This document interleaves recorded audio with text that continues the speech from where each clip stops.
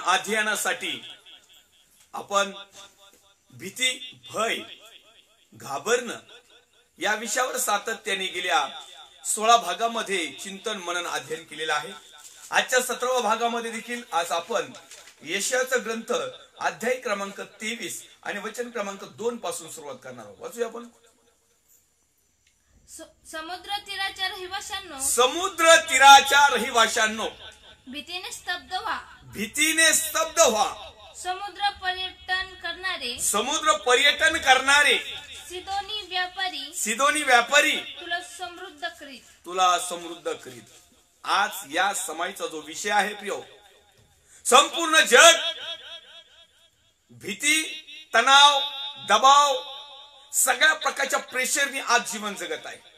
विशेष करून समुद्र किनाऱ्याचा जो पट्टा आहे, पवित्र शास्त्रामध्ये त्या पट्ट्याच्या माध्यमातून त्या ठिकाणी देखील अनेक प्रकारची समृद्धी देखील येण्याची, आणि म्हणून अनेक देशाने, जगातल्या प्रत्येक जवळपास बऱ्याचशा देशांनी आमच्या भारत सरकारला एक थोडेसे प्रीती, प्रेम, काहीतरी भेट किंवा मदतीचा हात आता केलेला आहे।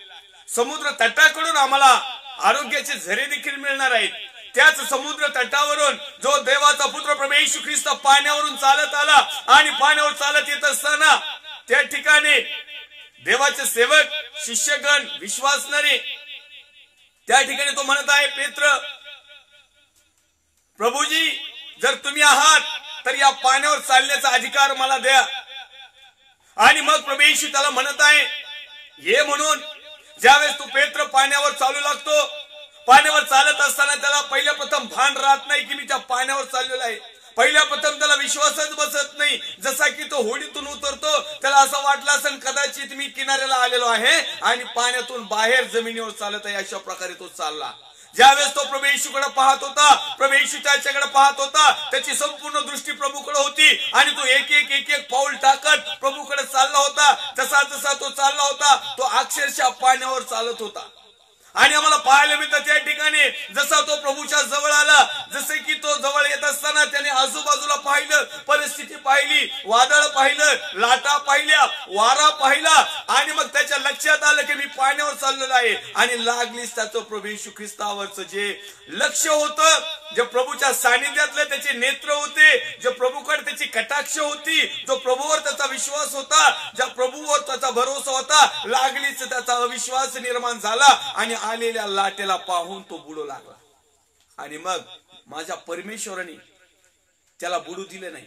आज देखील अनेक प्रिय भावांचा, बहिणीचा आणि वडिलांचा या कोरोना पार्ट 2 मध्ये अनेकांचा विश्वास डळमळलेला आहे, अनेकाच्या जीवन नौका हलायला लागलेले आहेत, अनेकाच्या कुटुंबामध्ये वेगवेगळ्या प्रकारचं वातावरण निर्माण झालेलं आहे, अनेक जगातले अनेक लोक भयभीत झालेले आहेत। पण तुम्ही सांगाल प्रिय प्रभू येशूचा सेवक या नात्याने, जर तुम्ही प्रभू येशूवर ठाम आहात, जर प्रभू येशूवर तुमचा विश्वास आहे, तर कुठल्याही प्रकारचा वादळ येऊ द्या, वादळाकडे बघू नका, कोणत्याही प्रकारचा पॉझिटिव्ह रिपोर्ट येऊ द्या, त्याच्याकडे बघू नका, ऑक्सिजन लेवल कशी असू द्या बघू नका, तुमचे जे काही मार्क्स असतील ते कसे असू द्या, डॉक्टरनी कसलाही रिपोर्ट दिलेला असू द्या, घाबरू नका।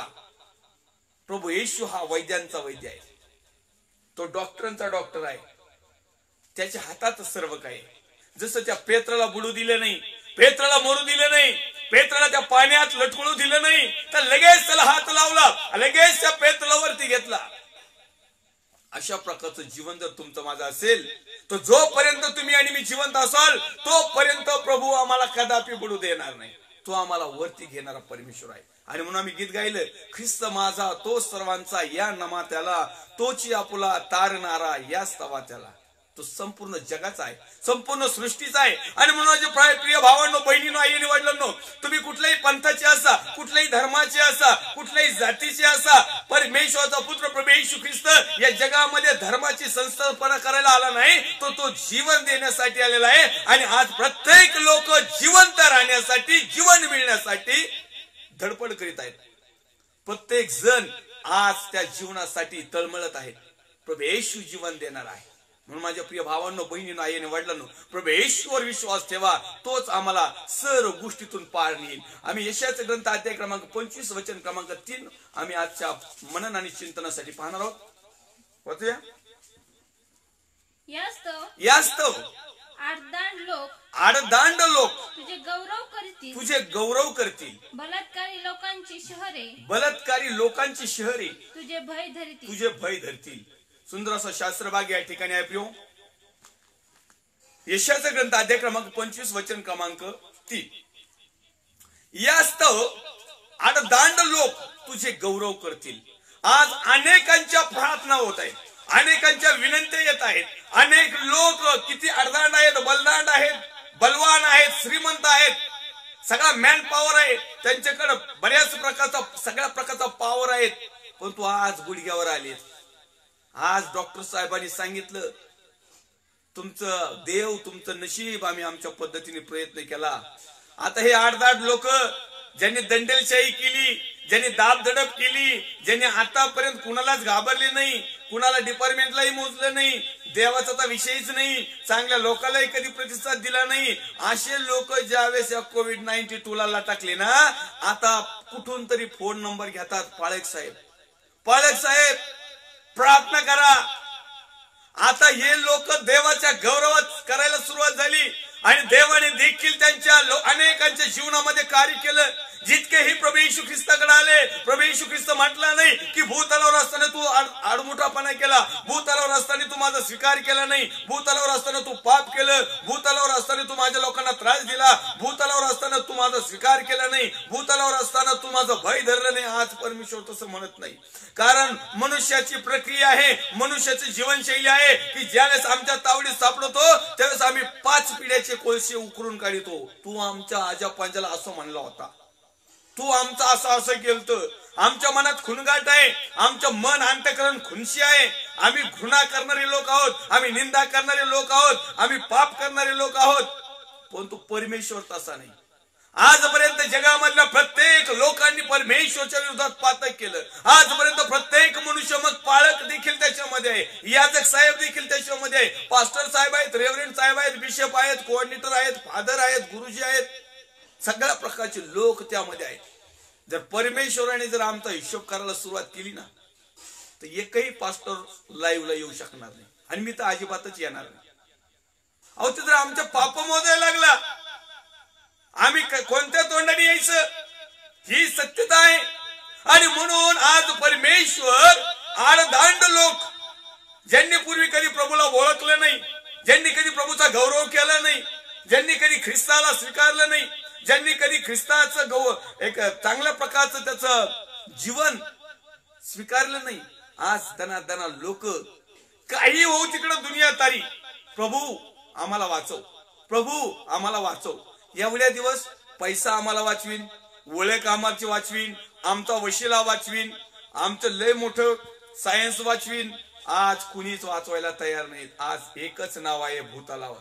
या रोगावर नियंत्रण जर करायचं असेल, या रोगापासून जर वाचायचं असेल, या भीती ताण दडपणामधून जर वाचायचं असेल, आम्हाला जर पुन्हा एक वार आमचं सुरळीत जीवन जर करून घ्यायचं असेल, तर एकच नाव होतं, एकच नाव आहे आणि एकच नाव राहणार आहे, ते म्हणजे प्रभू येशू ख्रिस्त. तो प्रभू येशू ख्रिस्त आज काल आणि युगानुग सारखाच, तो कधी न बदलणारा देव. आज अनेक आडदांड लोक, अनेक बलवान लोक, अनेक श्रीमंत लोक, अनेक गरीब लोक, अनेक मिडल क्लास मधले लोक, अनेक वेगवेगळ्या जाती धर्म आणि पंथामध्ये विभागलेले देवाचे लोक, हे जे लोक पसरलेत, यांना पसरण्याचं काम त्या सैतानाने केलेलं आहे, त्या दुष्टाने केलेलं आहे. त्याने आमच्यामध्ये फुटा पाडल्या, त्याने आमचे ग्रुप तुकडे केले, त्याने आमच्या अंतःकरणाचे तुकडे केले, त्याने आमचे सगळेच तुकडे केले. आज प्रिय हो, अनेक ठिकाणाहून आडदांड लोक तुझं गौरव करीत आहेत. चांगली गोष्ट आहे. बलात्कारी लोकांची शहरे तुझं भय धरतील.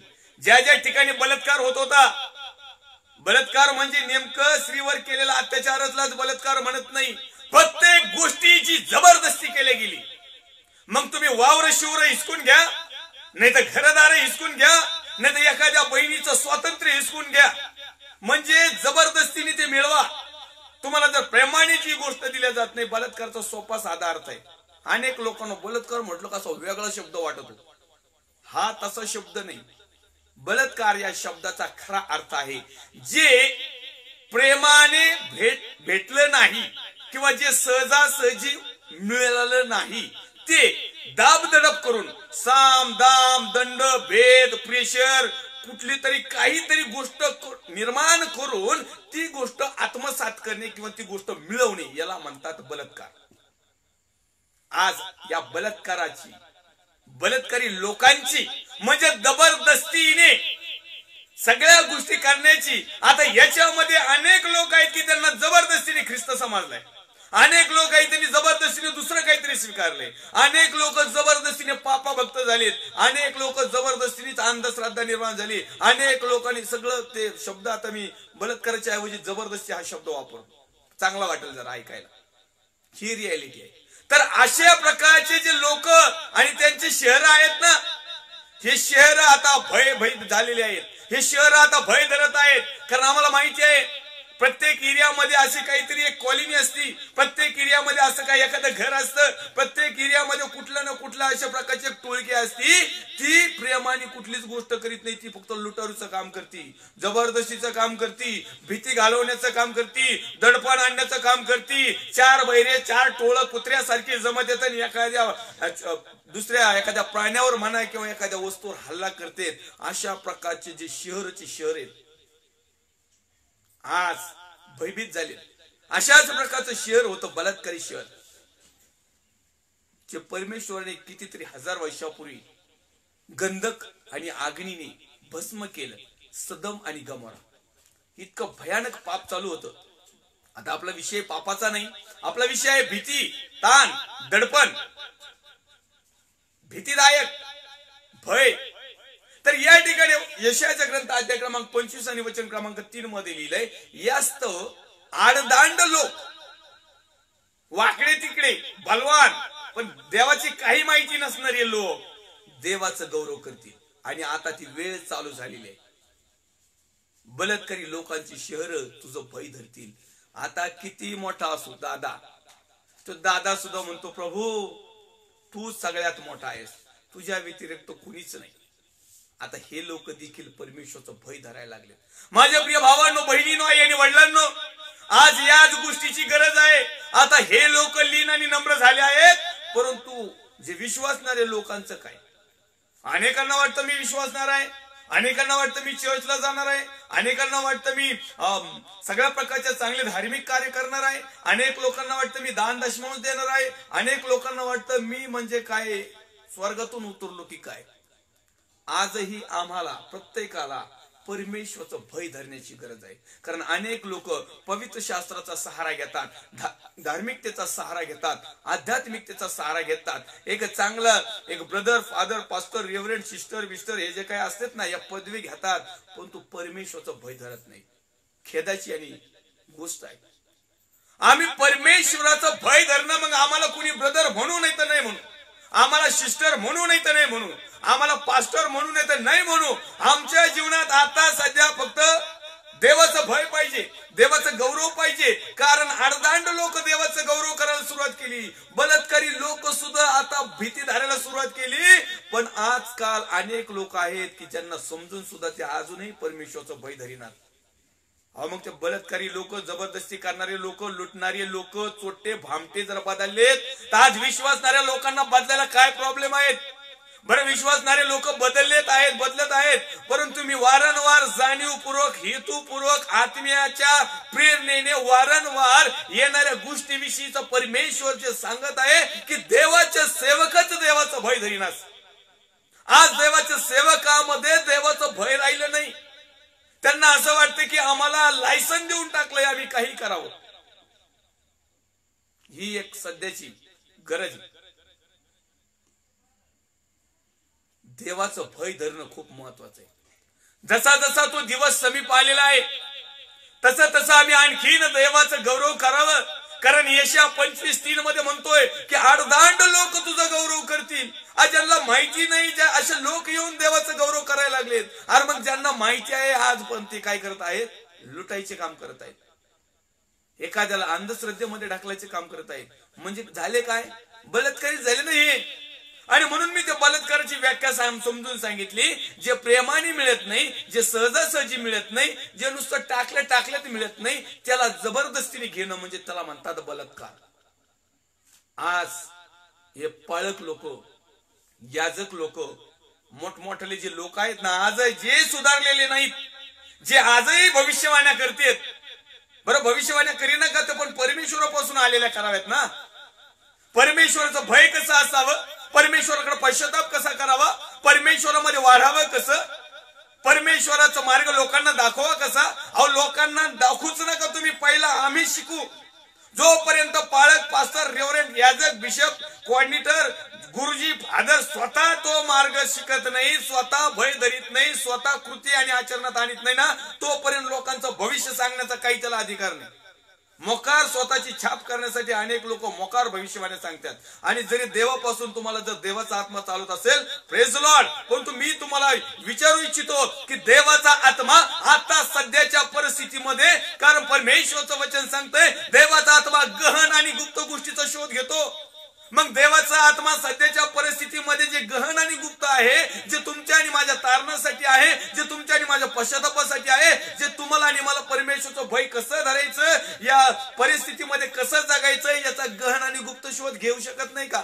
देवाचा आत्मा फक्त आमचे बुडून ठेवलेले, लपून ठेवलेले, पुरून ठेवलेले धनाच्या बरं पेट्या सापडू देतो, आम्हाला फॉरेनचे तिकीट बरं काढू देतो, आमची भरभराट बरी करीतो, आमच्या माडीवर माड्या, मजल्यावर मजले कसे चढतात, हे परमेश्वरचं गहन आणि गुप्त नाही काम, हे आत्म्याचं काम नाही, हे दुष्ट आत्म्याचं काम आहे. आणि म्हणून दुष्ट आत्मे लागलेल्या लोक, जे सेविका आहेत ना, जे सेवक आहेत, यांना दुष्ट आत्मे लागलेत आणि बालच बोलाच्या सहाय्याने भूत काढतात. आणि रेफरन्स काय घेतात, प्रभू येशूने सुद्धा म्हटले होते, तुम्ही हे काम करता हे देवापासून नाही दिसत.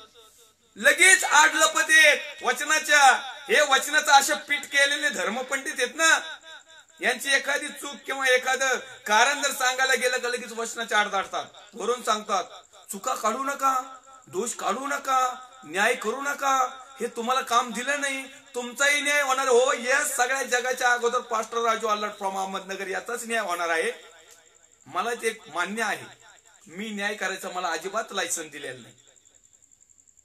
परंतु माझ्या भावाचा, माझ्या बहिणीचा आणि जे प्रभूवर विश्वास ठेवतात येणाऱ्या नवीन लोकांचा नाश होऊ नये, यांना वेगळ्या मार्गामध्ये, या बंधनामध्ये, जोखडामध्ये, या भीतीच्या वातावरणामध्ये कुठल्या प्रकारचा सहारा द्यावा, कुठल्या प्रकारचं सांत्वन द्यावं.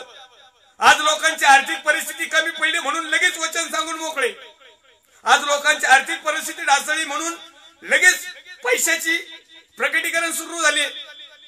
आज लोकांच्या जीवनामध्ये भीतीचं वातावरण झालं, यांनी लगेच भीतीचे प्रकटीकरण चालू झाले. म्हणजे जसं वातावरण येईल, जसं वारं येईल ना, तसं उपणायला लागलेत हे लोक. आणि दुसरे तिसरे नाहीत, ज्यांना खरा ख्रिस्त कळालाच नाही. पुन्हा एक वार ऐका, ज्यांना खरा ख्रिस्त कळालाच नाही, परंतु ख्रिस्ताच्या नावाखाली पोट भरता येईल, ख्रिस्ताच्या नावाखाली भीक मागता येईल, ख्रिस्ताच्या नावाखाली जगता येईल. एक पाळक साहेबांना मी विनंती केली, म्हणलं पाळक साहेब, अहो हे आपल्याला शोभा देत नाही. मला वाटलं ते पाळक साहेब काहीतरी वेगळं मला चांगलं उत्तर देशील, जरा आत्म्याला पटन असं.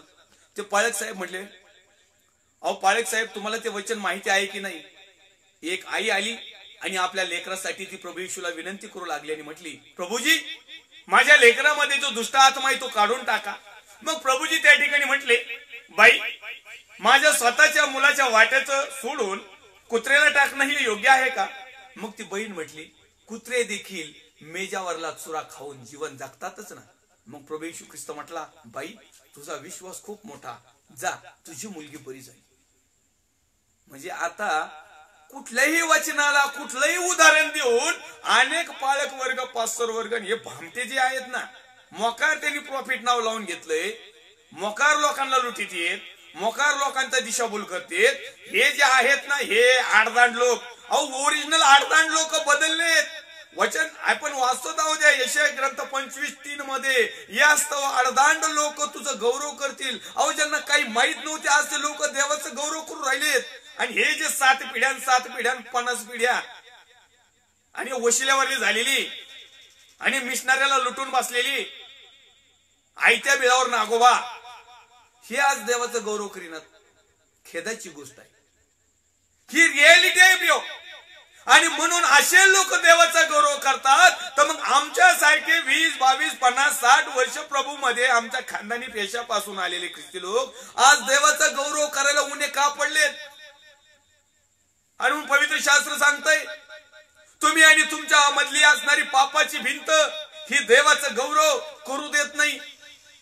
आज आमच्यामध्ये पापाची भिंत आहे, आज आमच्यामध्ये भीतीची भिंत आहे. आणि भीती हे परमेश्वराने नव्हे तर सैतानाने सगळ्यात मोठा वापरलेला हत्यार आहे.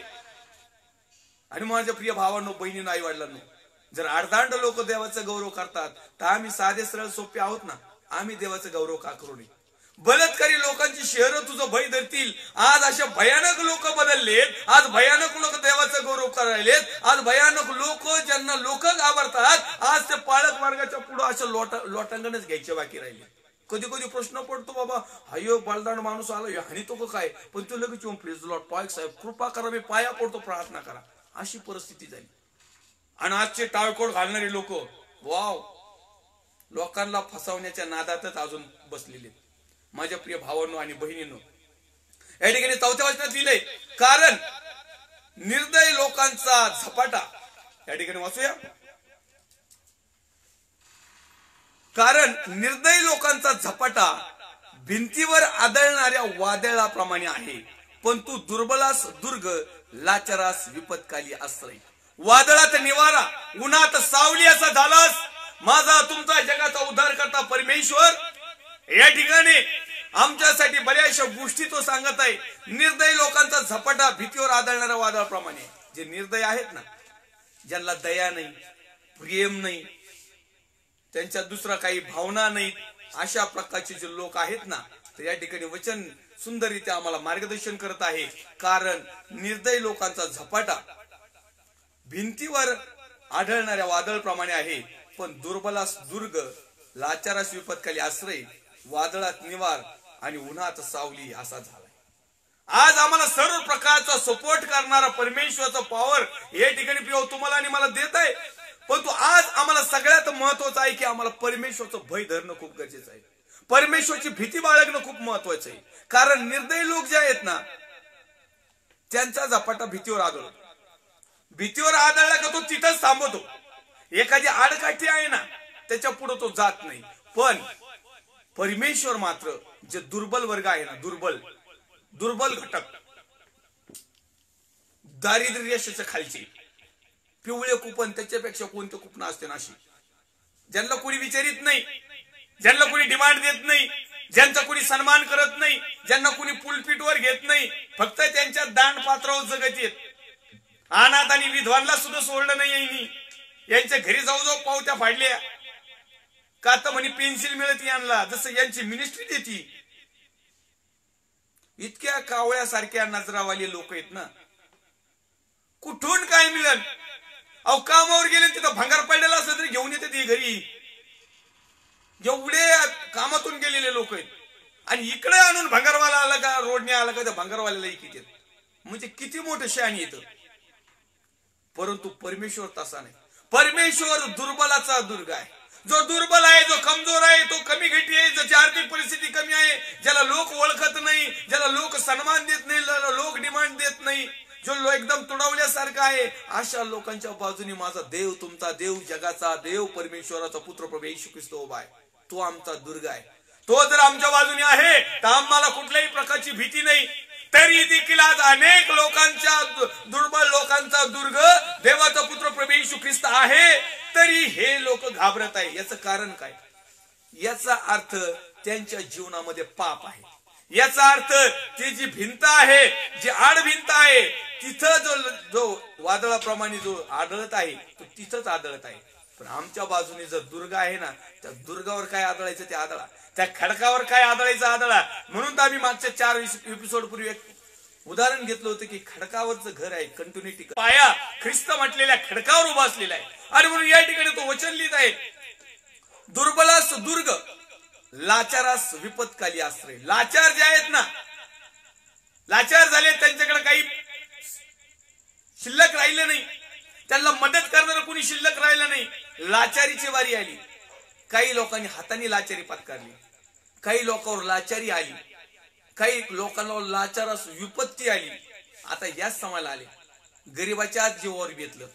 अनेक लोक म्हणतात काय श्रीमंत मस्त आयुष करते, काय हे आमच्याच माड्यावर आलंय, आणि काय ही बाबा विपत्ती आली आमच्यावरच, बरी आमच्यावरच आली.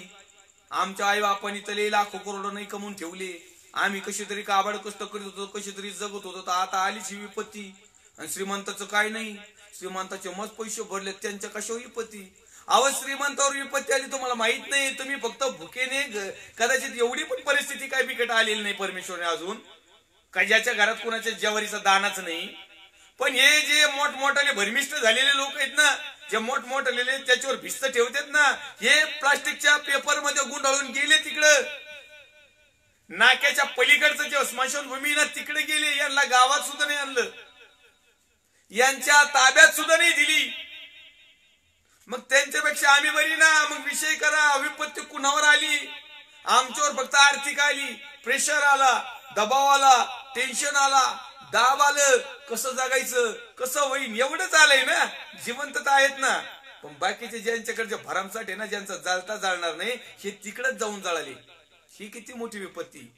मी तुम्हाला सध्याची रियालिटी, देवाचं वचन आणि आपण भीतीपासून कसं दूर राहू किंवा कुणाची भीती धरायची या विषयावर आपण गेल्या सातत्याने हा 17वा भाग आहे, आपण चिंतन मनन अध्ययन करीत आहोत. येथे या ठिकाणी लिहिलेलं आहे, तू दुर्बलाचा दुर्ग, लाचारस विपत्त खाली आश्रय. आमचा आश्रय परमेश्वर आहे.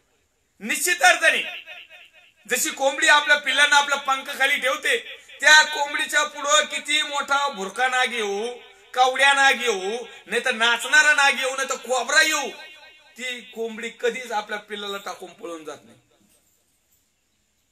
त्या जुनाट खराब म्हटलेल्या अजगारांनी आमचं पालन पोषण करणारी, आम्हाला संरक्षण देणाऱ्या त्या देवाचा पुत्र प्रभू येशू ख्रिस्त जी मायाची सावली दिली होती, ज्याच्या पवित्र जग्यात ठेवलं होतं, ज्याच्या वधस्तंभाखाली ठेवलं होतं, ज्याच्या तारणामध्ये आम्ही होतो, आणि या सर्व गोष्टी करण्यासाठी त्या दुष्ट अजगराने, त्या जुनाट खराब सैतानाने, जगातल्या सर्व कुकर्माने, पापाने मिळून त्या आमच्या प्रभू येशू ख्रिस्तावर झडप घातली, दोषारोप केले, आरोप केले, काय काय वाटण ते केलं, आणि त्याला सुळीवर चढवलं.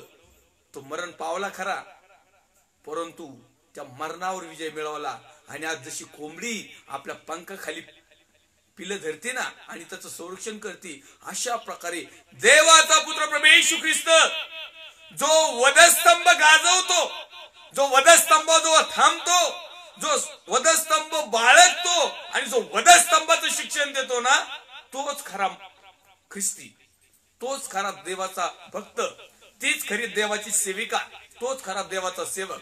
हे बाकीचे भामटे अजिबात नाही. हे वधस्तंभ वाहत नाही, हे लोकांना घेऊन वाहून जाते. प्रभू येशूने वधस्तंभ वाहिला आणि त्या वधस्तंभाचं मर्म तुम्हाला आणि मला शिकवायचं. तो वधस्तंभ दुःखाचा होता, संकटाचा होता, क्लेशाचा होता, निंदा होती, नालस्ती होती, आरोप आले, सगळ्या प्रकारच्या गोष्टी त्याच्यामध्ये आला, पण तू ख्रिस्ताने तो वधस्तंभ टाकून दिला नाही. आज आमच्यावर थोडेसे प्रॉब्लेम आले का आम्ही लगेच सोडून देतो. काय ते काय प्रार्थना करायचं, कसं करायचं, तसं करायचं. याचा अर्थ समजून जायचं की आम्ही या कॅटेगरी मधलेच नाही, परंतु प्रेम, देव आजही तुमच्या आणि माझ्यावर प्रेम करत आहे. त्या ठिकाणी लिहिले, दुर्बळास दुर्ग, लाचारास विपत्त खाली आश्रय, वादळात निवारा. किती प्रकारचं वादळ येऊ, निवारा देण्यासाठी तो सक्षम आहे. अनेक लोकांना बेड मिळाना, अनेक लोकांना व्हेंटिलेटर मिळाना, अनेक लोकांना ऑक्सिजन मिळाना, अनेक लोकांना दवाखानेच मिळाना, अनेक लोकांना अँब्युलन्स मिळाना, अनेक लोकांना काहीच मिळाना. परंतु मी तुम्हाला सांगतो, अनेक लोक असे आहेत का ते घरीच बरे झाले.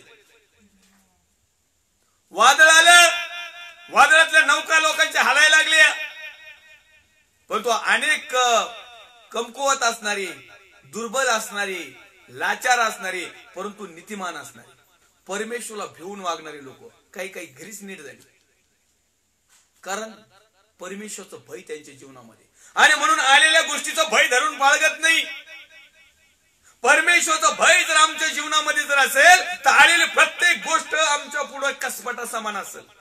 अहो तो दावीद केवढसा होता, तो गोलियत केवढं मोठं राक्षस होतं येड,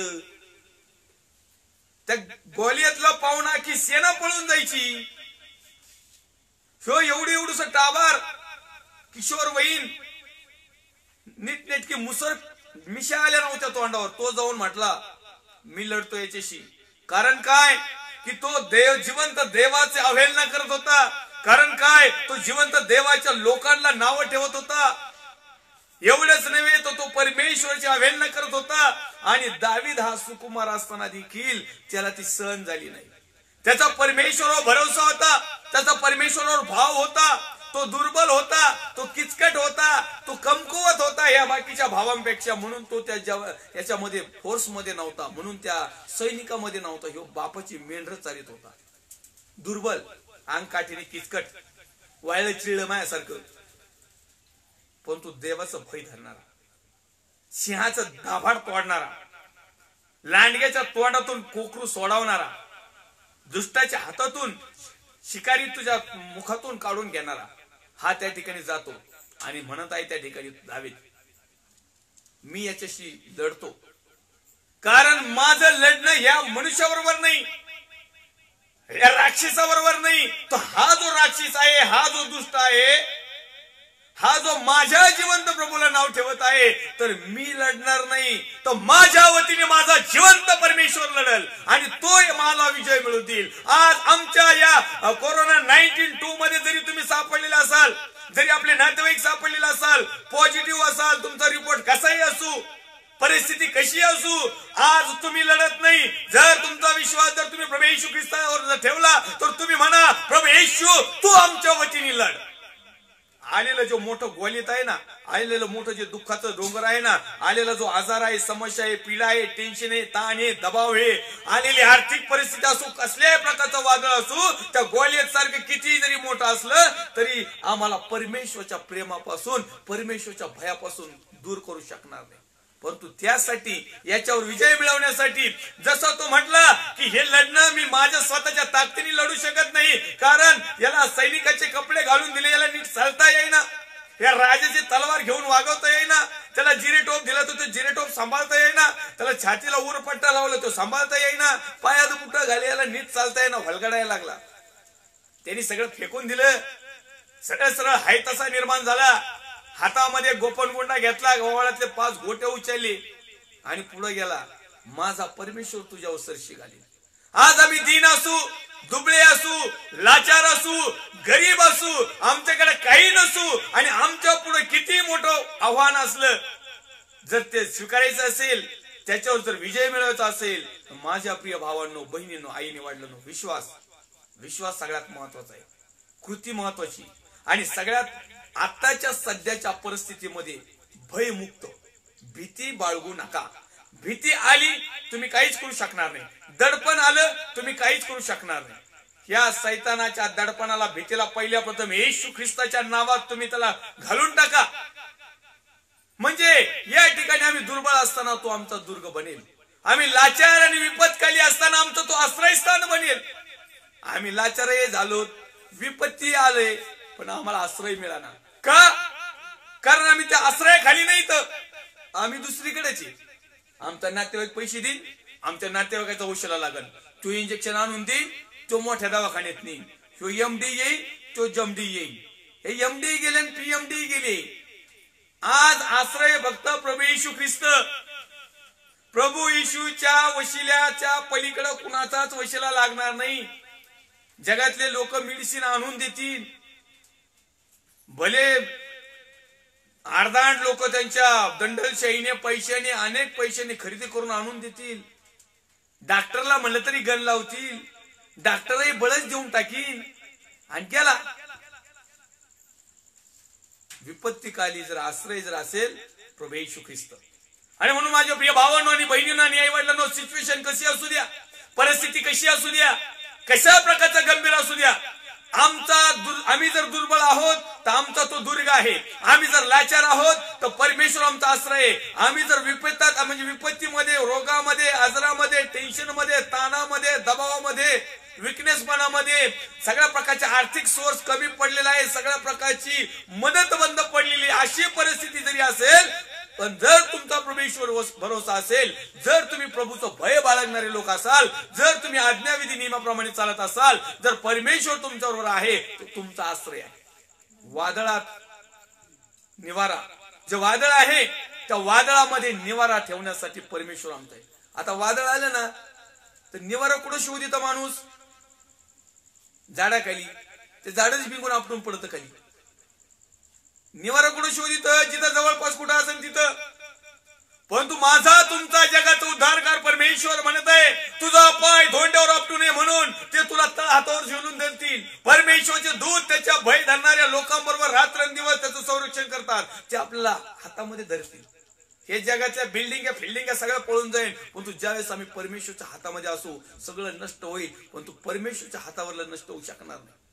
परमेश्वराने आमचे जे नाव आहेत त्याच्या तळ हातावर कोरून ठेवलेले आहेत, प्रत्येकाचं नाव. परंतु आमचं नाव असून आम्ही नरकाच्या राज्यात चाललो.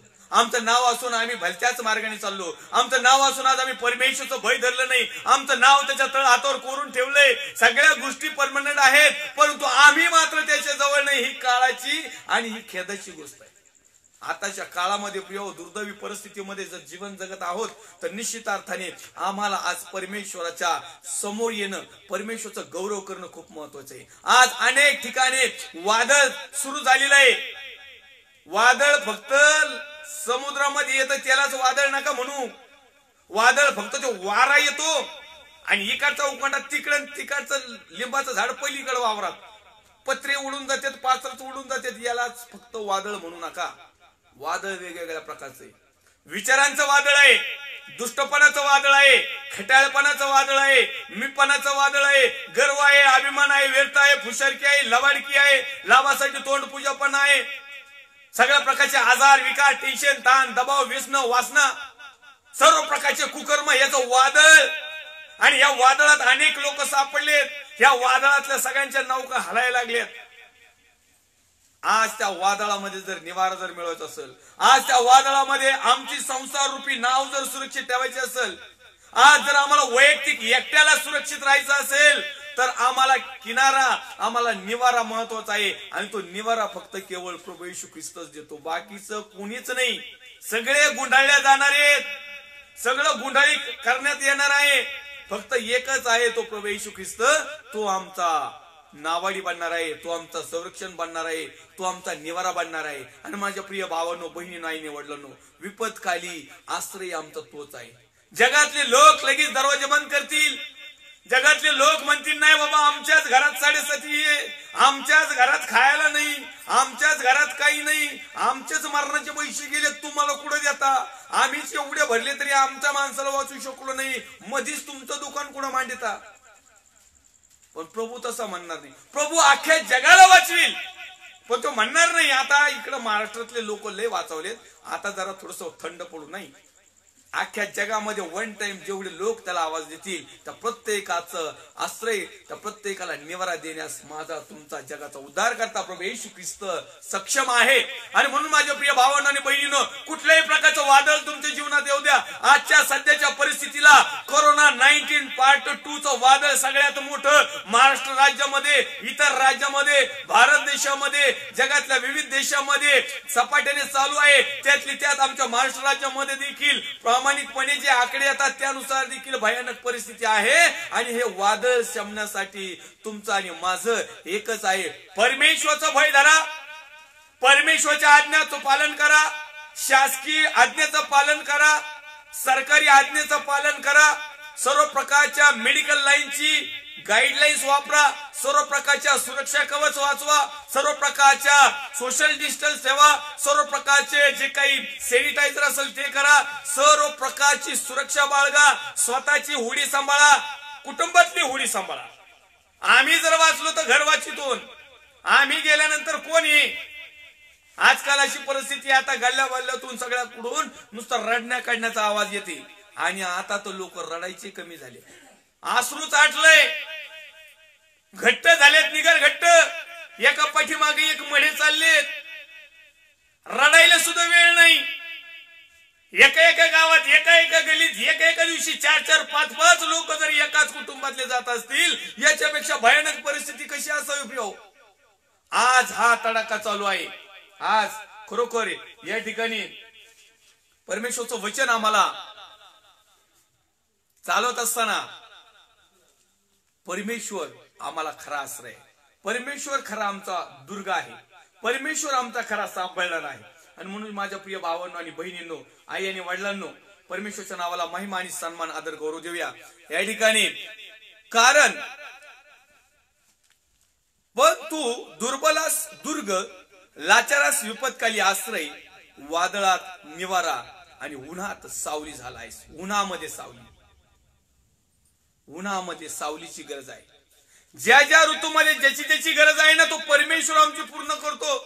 जगातल्या ऋतूमध्ये आम्हाला जीवन जगायचं असल्यावर जसं आम्ही थंडीतून वाचण्यासाठी थंडीच्या काही गोष्टी करतो, उन्हापासून संरक्षण करण्यासाठी उन्हाच्या काही गोष्टी करतो, पावसापासून वाचण्यासाठी पावसाच्या काही गोष्टी करतो. आम्ही जसं जैविक पद्धतीने आमच्या गोष्टी करतो ना, अशाच प्रकारे प्रसंग कुठलाही येऊ द्या, क्षण कुठलाही येऊ द्या, वादळ कुठलंही असू द्या, प्रसंग कुठलाही असू द्या, परमेश्वर आम्हाला मदत करतो. वादळात निवारा देतो, उन्हात सावली देतो, असा तो परमेश्वर आहे. आणि मग अशा परमेश्वरचा भय का धरू नये? परमेश्वरचा भय धरायला तुम्हाला कुणी पावत्या फाडायला लावल्यात? परमेश्वरचा भय धरण्यासाठी तुम्हाला कुणी दान मागितले? परमेश्वरचा भय धरण्यासाठी तुम्हाला कुणी पैसे मागितले? परमेश्वरचा भय धरण्यासाठी असं कोणत्या शास्त्रात लिहिलंय की एवढं दान द्या म्हणजे परमेश्वर तुम्हाला क्षमा करेल? कोणत्या शास्त्रामध्ये असं लिहिलंय की तुमचं लय पाप झाले तेवढं दान पात्राचं गठूड देते तुमच्या पापाची क्षमा करतो म्हणून? तुम्ही दशमांश द्या, तुम्ही दान द्या, कुठं लिहिलंय? हे सगळे लोकांनी मनाचे मंगळवार केले आणि अनेक लोकांना त्या घाणीमध्ये लोटून दिलं, अनेक लोकांना त्या समुद्रात घोटून दिलं, अनेक लोकांना त्या वादळात टाकून दिलं. आणि या वादळातून काढायला आता कडीकुल्प लावून घरी बसली. या वादळातून, या भयानक परिस्थितीतून काढायचं, या आर्थिक परिस्थितीतून, सगळ्या परिस्थितीतून जो आम्हाला सपोर्ट पाहिजे तो सपोर्ट आता मिळाला. मंदिरं बंद केले आणि आतमध्ये नोटा मोजीत बसली. मोठमोठ्याला जर पाहिले ना आम्ही ट्रस्ट, तर यांच्या बाप दादाच्या 7 पिढ्या नाही 70 पिढ्या बसून खातील. आणि जर हे सगळ्या देवळातले, मंदिरातले, मस्जिद मधले, चर्च मधले, मोठमोठ्या ट्रस्ट आणि देवस्थान मधले जर पैसे जमा केले ना, जे लोकांनी दान आणि अर्पण केलेले, तर आमचा भारत देशासारखे असे 5 देश 10-15 वर्ष आयते बसून खात्याने एवढा नोटाचे बंडल आहेत. परंतु आज परिस्थिती काय? विपत्तीकाली कुणीच येईना.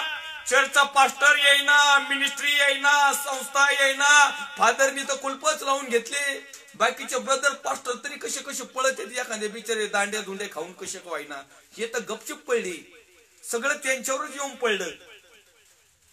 मग माही मिनिस्ट्री माझ्याच मिशन मध्ये आहे का? चर्चला येतोय का तरच लग्न लावतो, तरच हे करतो. दृढीकरण झालं का? बाप्तिस्मा झालाय का? हे झालंय का? ख्रिसमस झालाय का? लग्न शिबिर घेतलं का तरच येतो. आणि मैतीच्या टायमाला, मड्याच्या टायमाला मड अंगावर घेऊन बसवतो.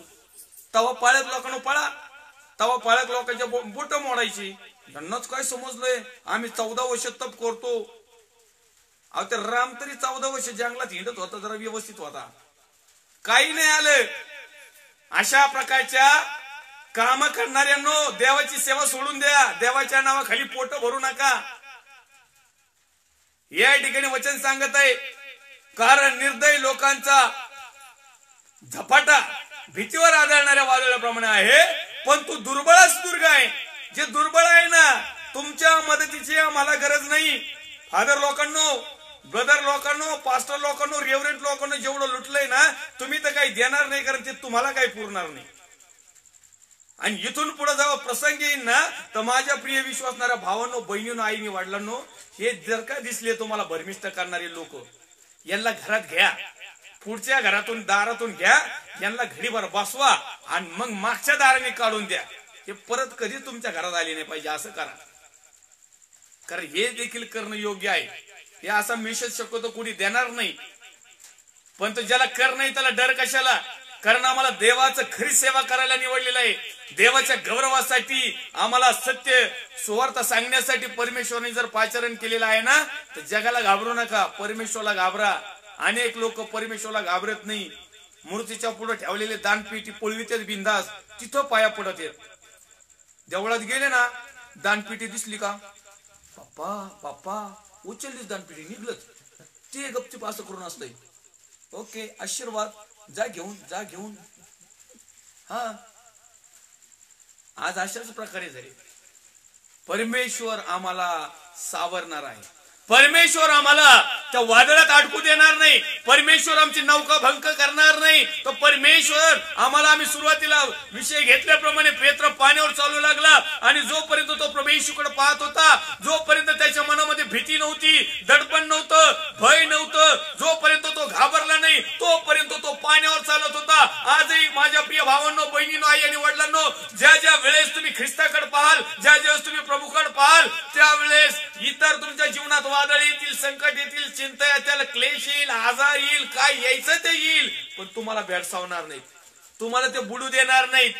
पण जर का तुम्ही ख्रिस्ताकडची नजर काढली, जर का तुम्ही सत्यावरली नजर काढली, जर का तुम्ही वचनाच्या विरोधात केलं, जर का तुम्ही परमेश्वराच्या विरोधात पाऊल केलं, जर का तुम्ही पवित्र आत्म्याच्या विरोधात काम केलं, जर का तुम्ही अविश्वास निर्माण केला, जर का तुम्ही 7 पिढ्या 5 पिढ्याच्या याच्यात परत गेले, मग मात्र बुडणार. आणि आता मात्र प्रभू तुम्हाला हात देणार नाही. कायम बुडतोय ना प्रभू, म्हणशील तसाच बुडा आता, कारण समय आलेला आहे बुडायचा. आम्ही मागच्या एपिसोड मध्ये बघितलंय का, तो समय जो आहे ना आता ताडण्याचा आलाय. तो समय जो आहे ना पिओ, आता भयानक समय आलेला आहे, न्यायाचा समय जवळ आलेला आहे. आणि आज आम्हाला संधी आहे, आज आम्हाला परमेश्वरने संधी दिली की तुम्ही कुठल्याही प्रसंगामध्ये असा, मी तुम्हाला त्यामधून सोडवण्यास समर्थ आहे. आणि म्हणून तो आमचा दुर्ग आहे, म्हणून तो आम्हाला विपत्काली आश्रय आहे, म्हणून तो आमच्या वादळामध्ये निवारा देणार आहे आणि उन्हामध्ये सावली देणार आहे.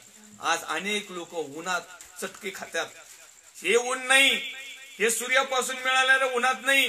आजही खेडेगावामध्ये या इतकं तपतय ऊन, तरी देवाचे जे शेतकरी वर्ग आहेत, जे काही कामगारी कष्टकरी वर्ग आहे, त्या उन्हाने त्यांना काहीच होत नाही. लाल कातड्याच्या लोकांनो, खोडशीवर बसणारे, येशीत बसणारे, याला त्याला लुटणाऱ्यांनो, या इकडे उन्हाच्या दिवसात खुरपायला, मग तुम्हाला समजत ऊन काय होतंय.